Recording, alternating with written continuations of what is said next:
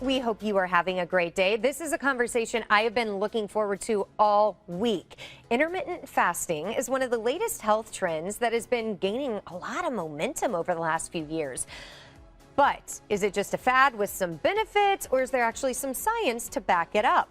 I don't know. That's why we default to the expert. We're so excited to have our friend Rabia Rahman with us this morning. She is an assistant professor of nutrition and dietetics at St. Louis University. Rabia, it's always so good to see you. Yeah, good to see you too, Laura. For people not familiar with it, what is the definition of intermittent fasting? So intermittent fasting is a diet approach which alternates periods of fasting and eating. And what makes it different from other diet approaches is that intermittent fasting plans tell you when you can eat, but not necessarily what to eat. But it is important to note that there is no single way of practicing intermittent fasting. There's a lot of different approaches that would all qualify as intermittent fasting. And I'm glad you mentioned that, because let's hit on the three common patterns that intermittent fasters follow. Sure.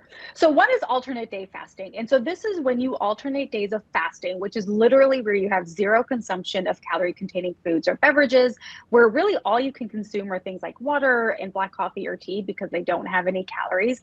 And you're alternating these fasting days with eating days, where in a lot of plans, technically you can eat whatever you want, but they do recommend following the general healthy eating guidelines on those days.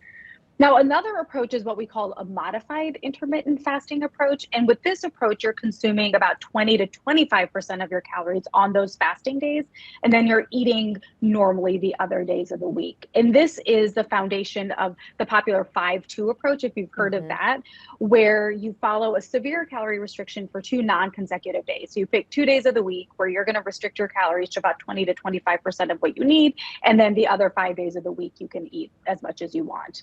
And the third one, which is probably the most popular, is what's called time-restricted fasting. And so this is an approach where it gives you a window of time where you can eat and where you fast. And the most popular sort of pattern to that is what we call 16-8, where you have 16 hours of fasting and then 8 hours of eating, which doesn't mean 8 hours of continuous eating, but you have a window. So for example, you might eat between the hours of 8 a.m. and 4 p.m. And then after 4 p.m. till 8 a.m. the next day, you wouldn't eat anything. Now, for people at home thinking, why would I want to do this? This sounds awful. What are the benefits of this? Sure. So a lot of health benefits have been touted, and the research is kind of inconsistent on this. So one of the most popular reasons for trying intermittent fasting is weight loss. And research shows us that, yes, you can lose weight using intermittent fasting, but, and this is a big but, is that the weight loss from intermittent fasting is no different than simply reducing your calories overall. And there's also research that's looked at, does it benefit blood sugars and does it benefit cholesterol? And the research there says, yes, it can, but again, not any more than just reducing your overall caloric intake. Let's also mention there are some risks associated with this too. Sure. But I do want to point out that this is the month of Ramadan, where millions of Muslims around the world are actually practicing intermittent fasting. So when I'm talking about the risks, I'm not talking about those that are doing it for a very short period of time for religious purposes. But as a registered dietitian, I just don't think this is a sustainable lifestyle. In fact, a lot of the research supports that too. People find it very hard to do this, even for a short period of time. My other concern is that harmful cycle of dieting that people can get into, which can precipitate or even exacerbate those that have eating disorders or have disordered eating.